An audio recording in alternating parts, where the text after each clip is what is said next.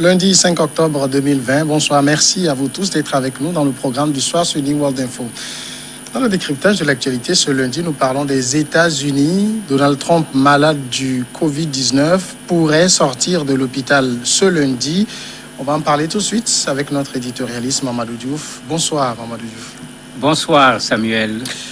L'état de santé de Donald Trump atteint du Covid-19 continue de s'améliorer. Le président américain pourrait donc sortir de l'hôpital dès ce lundi 5 octobre.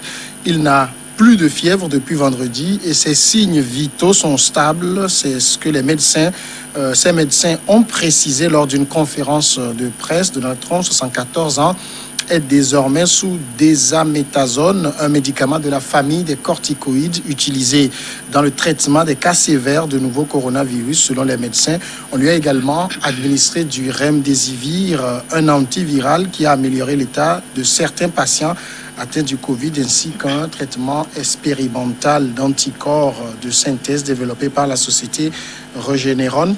Mamadou Diouf, ça fait, une association de beaucoup de traitements. Est-ce que ça veut dire que l'état de santé du président américain était sérieux? Oui, son état de santé a dû être très sérieux pour qu'on le fasse quitter la Maison-Blanche pour l'amener à l'hôpital. On a vu bien des gens aujourd'hui dans beaucoup de pays, quand quelqu'un fait la maladie sans les symptômes, on demande à la personne de s'isoler à la maison, on lui donne un certain nombre d'indications. Les médecins ne se déplacent même pas, ils appellent la personne au téléphone pour voir est-ce qu'il y a lieu de se déplacer ou pas. Donc le fait qu'on le fasse quitter la Maison-Blanche pour aller à l'hôpital montre qu'il y a déjà un problème. En plus, les médicaments qu'on lui a donnés, vous avez parlé du remdesivir. Le remdesivir est utilisé depuis une période récente et on ne l'utilise que pour les cas graves de Covid. Quand le problème a été posé à ces médecins, ils ont dit non, c'est pour anticiper. Eux, ils l'ont plutôt utilisé de façon préventive. Mais la vérité, la chaîne ABC a donné la vérité en disant aux gens, en fait, quand Donald Trump quittait la Maison-Blanche, son cas était déjà inquiétant. Il a même profité d'une assistance respiratoire pendant 1 heure avant de quitter la Maison-Blanche, marchant devant tout le monde. Mais ça, c'est le Trump qui n'a pas laissé la campagne électorale parce que lui qui s'est toujours montré triomphant, invulnérable, à la limite qui disait que Covid, c'était juste une petite grippe, mais on n'a jamais vu quelqu'un qui a une petite grippe transporté à l'hôpital, prendre tout ce cocktail pour pouvoir régler une petite grippe. Donc, il n'avait pas le choix parce que si on disait clairement les choses comme elles sont, mais tout ce que le président avait dit par rapport au Covid et ce que lui-même, il est en train de vivre, c'est vraiment une chose et totalement son contraire. Alors, est-ce qu'on doit croire la version officielle que donnent ces médecins, ceux de la Maison-Blanche, sur l'évolution de son état de santé? On ne peut plus y croire puisque il y a 2 raisons qui doivent amener à ne plus y croire. Son médecin lui-même, sur la base des révélations qui ont été faites, a fini par dire que oui, bon, il n'avait pas donné exactement le diagnostic parce qu'il ne voulait pas décourager les gens, il préférait apaiser les populations au lieu de donner la situation actuelle. Ça fait qu'actuellement, il y a toutes sortes d'analyses, tout le monde se pose des questions. Autre chose, de façon générale, il y a très peu de pays où, quand il s'agit de la santé du président de la République, on donne les bonnes informations. Rappelez-vous de la grosse fatigue du président gabonais qui a fini par être AVC. Entre grosse fatigue et AVC, la distance parcourue est véritablement énorme. Donc avec lui, rien ne prouve qu'on n'est pas dans la même situation, surtout que Trump est un candidat aux élections présidentielles. Donc potentiellement, c'est le futur président des États-Unis. Et certainement, les Américains ne veulent pas mettre au devant de leur pays quelqu'un qui sera complètement malade, qui va passer son temps à se soigner au lieu de s'occuper des affaires du pays. Le problème de Donald Trump, c'est qu'il présentait 2 facteurs de risque. Oui, effectivement, il a 74 ans. Dans tous les pays du monde, ça a été très clair. La maladie est plus compliquée chez les personnes de plus de 60 ans. Il y a un deuxième facteur, c'est vrai qu'il n'est pas obèse, mais quand on le regarde par rapport à son âge et sa taille, il est quand même un peu en surpoids. Il y a même un troisième facteur de risque qu'on est en train de déterminer de plus en plus. C'est comme si les hommes subissent plus Covid que les femmes. Donc le sexe également, puisque c'est un homme, est un facteur à risque pour le président américain, sans compter qu'il était en train de faire sa campagne tambour battant. Donc certainement même cette campagne a fatigué le corps du président de la République. Et quand vous regardez les spécialistes en matière de santé américains parler, tous disent attention, Covid, on le connaît, parfois on a l'impression que la personne va mieux, subitement son état de santé va se dégrader à nouveau, et les gens disent qu'en fait, c'est ça la raison, en plus du fait qu'il ait reçu de l'oxygène à la Maison-Blanche, de son hospitalisation, pour que les gens puissent le contrôler 24 heures sur 24. Le coronavirus, on le sait aussi, ça a un autre facteur, ça laisse des séquelles. Si le président américain sort de l'hôpital aujourd'hui, est-ce qu'on doit dire qu'il est sorti d'affaire? Mais non, il n'est pas guéri. C'est que la sortie de l'hôpital, c'est Trump qui veut montrer qu'il va bien. Très certainement, si on avait demandé l'avis des médecins tout court, les médecins ne vont pas accepter qu'il sorte. Parce que Trump qui sort de l'hôpital, toute la garde rapprochée, Trump à la Maison-Blanche, mais c'est des risques de contamination, alors qu'il a déjà contaminé une dizaine de personnes au niveau de son entourage. Même la porte-parole qu'on voyait commenter tout le temps vient d'être testée, elle aussi, positive. Elle qui disait que c'est pas grave, etc. Elle-même, elle est dedans, bien qu'elle dise que pour le moment, elle n'a pas de symptômes. Donc, il est clair que la sortie a un caractère politique. Trump est à l'hôpital, mais il veut toujours occuper les médias. D'ailleurs, il a été le premier à dire qu'il va sortir. Mais quand on est malade, on ne décide pas de sortir. C'est les médecins qui regardent l'état de la santé de la personne pour décider est-ce que cette personne peut sortir ou pas. Les spécialistes américains disent qu'ils n'y croient pas et que ce serait dangereux qu'il sorte parce que les médicaments qu'on lui donne actuellement, quand on fait ce traitement avec cette personne, la personne doit rester sous surveillance 24 heures sur 24 dans un centre hospitalier. Donc pour les médecins, c'est du bluff.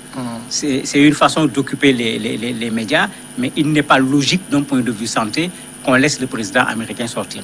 Mais tout le monde connaît Trump, c'est l'homme qui ne respecte aucune règle. Il l'a montré avec sa promenade du dimanche autour de l'hôpital pour saluer ses partisans. Ça également, les médecins l'ont dénoncé parce qu'il y avait à l'intérieur de sa voiture d'autres personnes. Et il y avait toute la garde rapprochée d'un président américain. Les médecins ont dénoncé en disant que c'est tout simplement de l'irresponsabilité. Ils disent même que ceux qui étaient dans la voiture de Trump doivent être mis en quarantaine pendant 14 jours parce que le risque de contamination est réel, puisque Trump est dans la période où celui qui a le Covid contamine le plus. Est-ce qu'on sait comment le président américain s'est contaminé? On n'a pas encore d'informations précises. On pense à une de ses collaboratrices qui a été testée positive, mais à leur arrivée, parce qu'elle avait commencé à sentir un certain nombre de malaises. Elle a été isolée parce qu'ils sont retournés plutôt avec le même avion après la campagne électorale. Il est vrai qu'elle avait été isolée derrière l'avion, mais après, les télévisions américaines ont montré une multitude d'images où il y avait une certaine proximité à chaque fois entre cette conseillère et le président de la République. Et comme on le sait, parfois, la personne a le Covid. Et c'est ça qui est le plus fatigant, pour ne pas dire emmerdant, dans cette maladie. Elle semble être en bonne santé. Pourtant, elle est déjà infectée. Elle parvient à contaminer les autres alors qu'elle ne fait pas encore la maladie. Et ça fait que, au niveau de toutes les personnes qui étaient là, les gens ont commencé à les tester systématiquement tous les jours. La porte-parole est la dernière à être déclarée également positive, alors que depuis jeudi, elle était testée, elle était négative, elle se retrouve aujourd'hui positive. Donc c'est elle qu'on considère comme étant éventuellement le point de départ de la contamination du président. Mais certains disent que ce n'est pas évident parce que on connaît le président avec son refus de porter le masque. On a vu ces campagnes où il rentre dans des salles remplies de personnes, il parle, il s'approche des gens sans tenir compte des mesures barrières, comme on le dit. Quelle est la situation de sa femme? Sa femme, on n'en parle pratiquement pas. C'est comme si, éventuellement, puisque c'est une femme, sexe favorable par rapport à Covid, elle est plus jeune, elle n'est pas en surpoids, c'est comme si son cas n'est pas inquiétant parce qu'on ne voit même pas les gens en faire allusion. C'est comme si elle est en train de s'en sortir d'une façon plus intéressante que le président de la République. On ne parle pas de son cas, on ne parle pas des autres conseillers, on se dit juste que les symptômes sont des symptômes mineurs, voire même certains n'ont pas de symptômes jusqu'à présent. C'est surtout sur le cas du président et candidat que les gens aujourd'hui s'appesantissent pour savoir est-ce qu'il pourra continuer avec la campagne électorale ou pas. Justement, on s'imagine qu'il y aura des répercussions sur le déroulement de la campagne. Le risque le plus grand, c'est que si la maladie s'aggrave, il ne peut pas continuer à faire la campagne. C'est la première chose. D'ailleurs, c'est déjà le cas puisque c'est actuellement le vice-président et ses fils qui sont en train de continuer le programme de campagne. Lui, il ne peut plus le faire. Il continue avec ses tweets, ses vidéos, etc. C'est sorti au niveau des médias pour montrer qu'il est toujours là, bien qu'il ne peut pas respecter le programme qu'il avait pour la campagne électorale. Maintenant, jusqu'où les gens vont pouvoir attendre, c'est ça l'équation, parce que les élections, c'est quand même dans 1 mois. C'est extrêmement proche par rapport à quelqu'un qui est malade du Covid. Tout le monde connaît la maladie. Quand la personne, souvent, sort de la maladie, on l'a vu dans les hôpitaux en Europe, ceux qui ont été très touchés, ils ont eu des pertes de mémoire. On leur a même parfois réappris à marcher, parce que même marcher, ils n'étaient pas capables de le faire. Ils sont sortis de l'hôpital sur des chaises roulantes. Bon, espérons que ces séquelles dont parlent certains spécialistes américains en disant qu'on dise la vérité sur la réalité de la santé du président, qu'il ne les aura pas, parce que s'il les a, ça rendra encore beaucoup plus compliqué la suite par rapport à la campagne et aux élections elles-mêmes. À s'imaginer que Donald Trump soit dans l'incapacité de poursuivre la campagne, il sera maintenu candidat quand même? Le problème, c'est qu'aux États-Unis, les élections ont déjà commencé. Parce que c'est vrai que ce pays est particulier. On est toujours dans la campagne électorale. Le vote par correspondance a déjà commencé. Bien que ce vote ne règle pas totalement le problème, parce qu'on l'oublie toujours, les Américains ne votent pas directement le président de la République. Les Américains élisent ce qu'on appelle des grands électeurs. Ils sont au nombre de 538. Et ce sont ces grands électeurs qui vont se réunir le 14 décembre pour élire réellement le président de la République. Sur le plan juridique, c'est une situation qui ne s'est jamais présentée. Les gens donnent toutes sortes d'hypothèses. Certains disent que son parti peut présenter un autre candidat ou bien faire passer le vice-président à la place du président actuel. Et le vice-président est déjà en train de faire campagne, comme le président est actuellement empêché. D'autres disent non, ils peuvent également ne pas le faire. On laisse les choses continuer, comme si au niveau des grands électeurs que se fait le vote, si au dernier moment on se rend compte que Trump ne peut plus être le candidat, son parti peut tout simplement demander aux grands électeurs de voter pour une personne bien déterminée, et le vote permettra d'élire éventuellement, s'ils ont la majorité, celui que le parti a choisi. En tout cas, la situation ne s'est jamais présentée. Donc, chaque juriste, il va de son côté en disant non, il faut faire ceci, il faut faire cela. La seule chose sur laquelle les juristes semblent s'entendre, c'est qu'il est très peu probable que les élections soient reportées.